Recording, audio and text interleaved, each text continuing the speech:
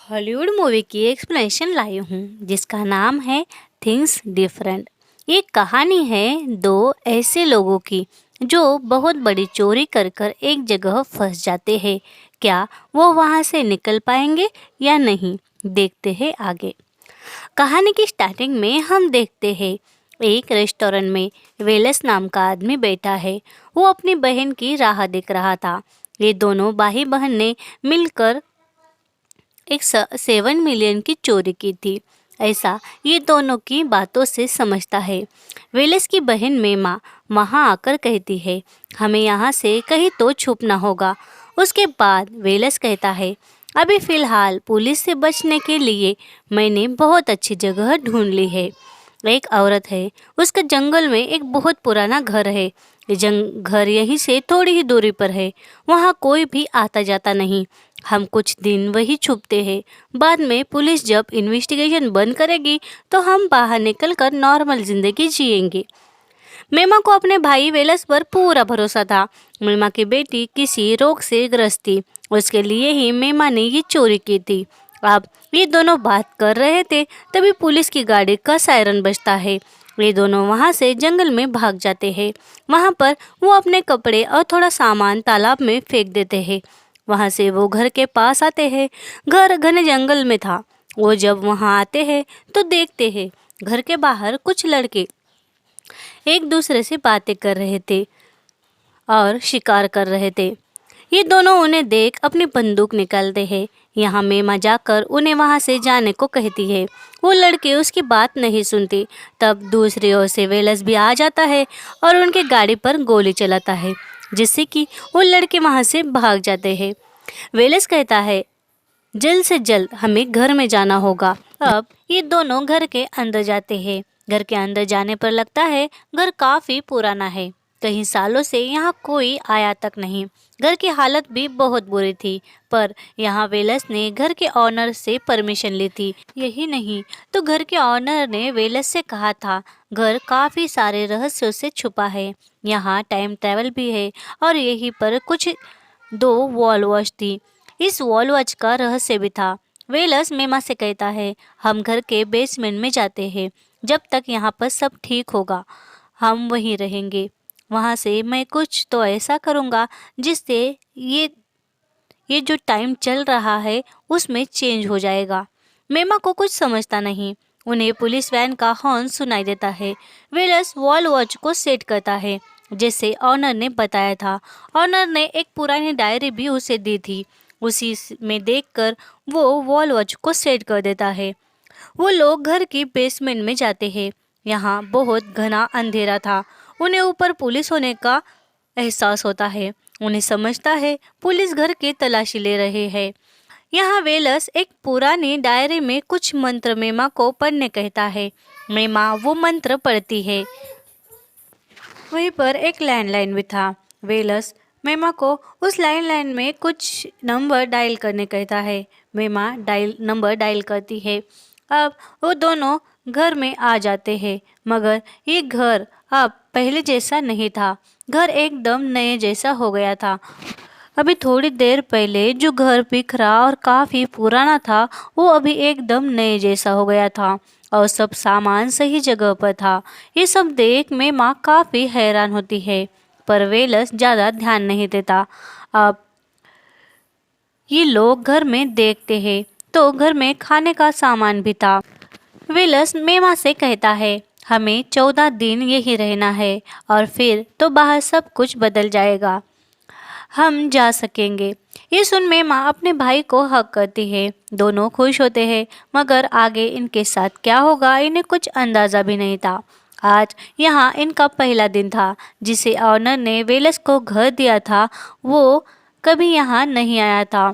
Wallace उतना सोचता नहीं, बस उसे छुपने के लिए जगह चाहिए थी और उसे यहाँ 14 दिन रहना था, यही उसे समझता है। बेसमेंट के डोर पर लगी वॉल वॉच और एक लिविंग रूम में लगी वॉल वॉच में ही डायरेक्शन थी। पहला दिन इनका यूं ही गुजरता है। दूसरा दिन शुरू होता है। आज यहाँ फिर से बहुत कुछ न्यू और चेंजेस दिखते हैं। टाइम पास के लिए भी काफ़ी पुरानी चीज़ें थी। ये देख दोनों चौंक जाते हैं।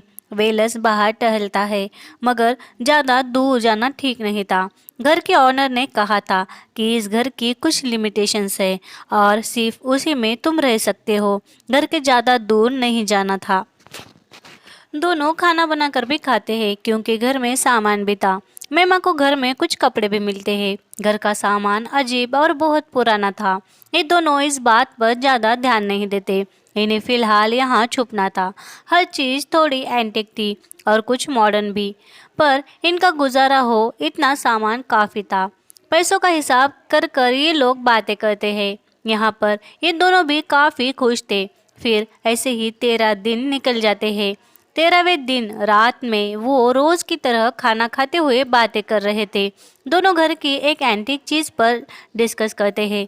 बातों बातों में ये एक दूसरे को बचपन की यादें याद करवाते हैं। माँ बाप को भी याद करते हैं। यहाँ वेलस मेमा से माफ़ी मांगता है कि वो कभी मेमा के बुरे वक्त में उसके साथ नहीं था। दोनों में बहुत दूरियां थी, पर इस चोरी की वजह से वो पास आए थे। मगर यहाँ से अब वो अच्छी लाइफ जिएंगे, ये भी ये दोनों सोचकर खुश होते हैं। 14वां दिन कंप्लीट होता है। 15वें दिन ये दोनों घर वापस जाने की तैयारी करते हैं। मेमा घर साफ करती है। वेलस कचरा बाहर ले जाकर जला देता है। अब जैसे ये दूसरे टाइमलाइन में आए थे, वैसे इन्हें उसी वॉल वॉच को करेक्ट कर कर बेसमेंट में जाना था। ये दोनों बेसमेंट के पास आते हैं तो देखते हैं बेसमेंट का डोर किसी ने क्लोज कर दिया था। उस पर लिखा था, यहाँ से जाने के लिए मिल में जाओ। ये देख दोनों डर जाते हैं। मेमा भागते हुए घर के पास वाली मिल में जाती है तो वहाँ चर्च जैसा कुछ सेटअप दिख रहा था, मगर चर्च नहीं था। वो वहाँ जाते हैं तो देखती है बहुत अंधेरा था। वहाँ एक सड़ी हुई पुरानी लाश भी मिलती है। वही ऊपर और एक नोटिस भी लिखी थी।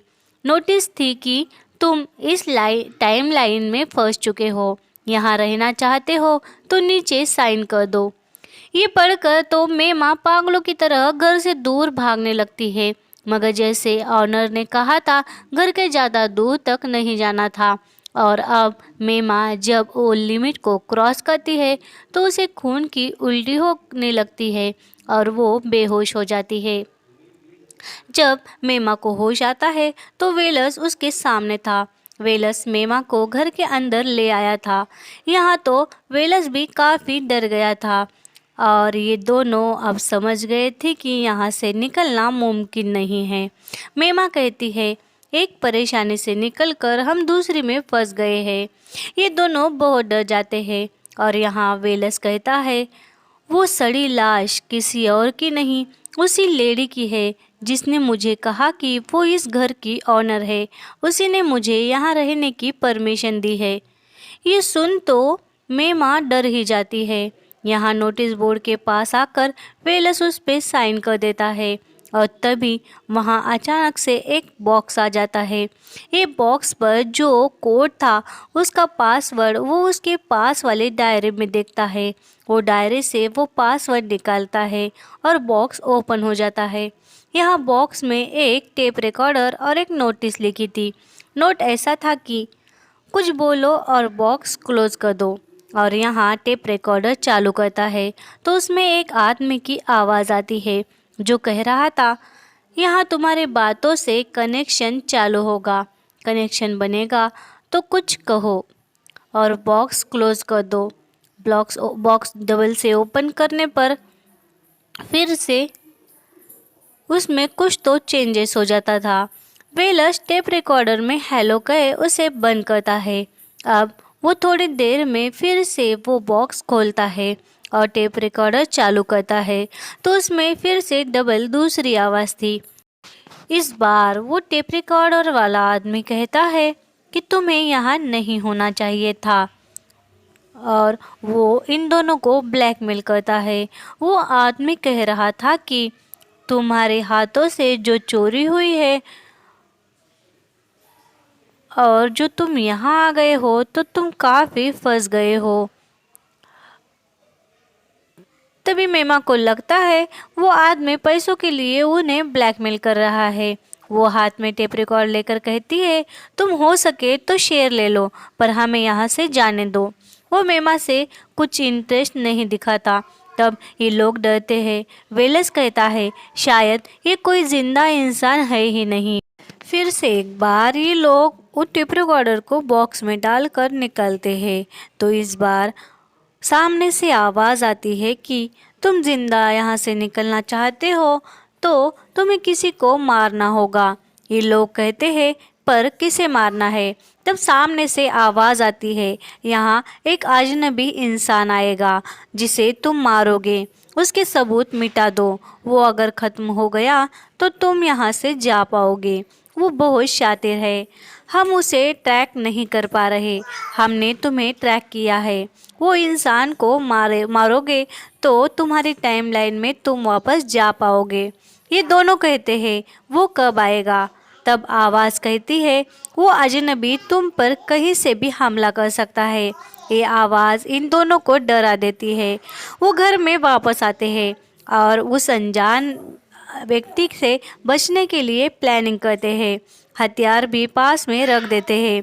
बारी बारी से ये दोनों घर पर पहरा देते हैं। ऐसे ही दहशत में जीते जीते कुछ महीने बीत जाते हैं। ये यही इस इंसान को ढूंढते हैं और यहाँ ये दोनों थक गए थे। यहाँ एक बात अच्छी थी, खाना अगर ख़त्म हो जाता तो फ्रिज क्लोज कर कर ओपन करने से वो भर जाता था। इसी वजह से ये लोग भूखे नहीं रह रहे थे। अब मेमा एक दिन वेलस से कहती है इस घर की हिस्ट्री हमें जाननी होगी। उन्हें ये भी लगता है कि जो लोग इन्हें टेप रिकॉर्डर से बात कर रहे हैं वही लोग इस जगह को कंट्रोल करते हैं। शायद यहाँ कोई रिसर्च हो रही है और उसके लिए ये इन दोनों पर रिसर्च कर रहे होंगे। यहाँ ये लोग घर की हिस्ट्री ढूंढने में लग जाते हैं। मेमा को कुछ डॉक्यूमेंट्स मिलते हैं। मेमा कहती है ये घर बहुत अजीब है। इसका कोई ऑनर है ही नहीं और यहाँ तक कि ये सब डॉक्यूमेंट अजीब है। इस घर में जो चीज़ें हैं वो किसी एक ऑनर की है ही नहीं और एक दुनिया की भी नहीं है। किसी अलग अलग टाइम से ये यहाँ पर लोग आए थे और उनकी ये चीज़ें यहीं रह गई। बहुत दिन बीत जाते हैं फिर भी उस टेप रिकॉर्डर से कुछ आवाज़ नहीं आती, कुछ नोट भी नहीं मिलती। अब यहाँ वेलस बहुत परेशान होता है। वो मिल में रोज़ जाकर उस बॉक्स को ओपन करता था और किसी की आवाज़ सुनना चाहता था। कोई नोट आया है क्या ये देखना चाहता था, मगर यहाँ कुछ भी नोट नहीं आता, आवाज़ नहीं आती। ऐसे ही परेशानियों में दोनों दिन काट रहे थे। अब एक दिन मेमा घर के बाहर सिक्योरिटी की तरह बैठी थी। तभी वहाँ वही अजनबी आता है। हम देखते हैं जो मेमा को गन पॉइंट पर ले लेता है। मेमा को वो गोली मारने ही वाला था। तभी वेलस वही वहाँ आ जाता है और मेमा को सावधान करता है। मेमा वहाँ से भागती है। उस अजनबी का निशाना चूक जाता है। दोनों भी उससे लड़ते हैं। ये अजनबी वेलस को बहुत ज़्यादा घायल करता है। उसे मिल में ले जाता है। वो अजनबी कुछ बात तो नहीं करता पर एक कागज़ पे वो लिख कर उससे कुछ कह रहा था। वो अजनबी कहता है कि तुम उस टेप रिकॉर्डर वाले इंसान से कहो कि तुमने मुझे मार दिया। वेलस उस टेप रिकॉर्डर में कहता है कि हमने उस अजनबी को मार दिया। उसकी लाश मगर नहीं मिली। इधर मेमा घर में थी। वहाँ पर ठीक वैसा ही एक बॉक्स आ जाता है। उसमें भी एक रिकॉर्डर था।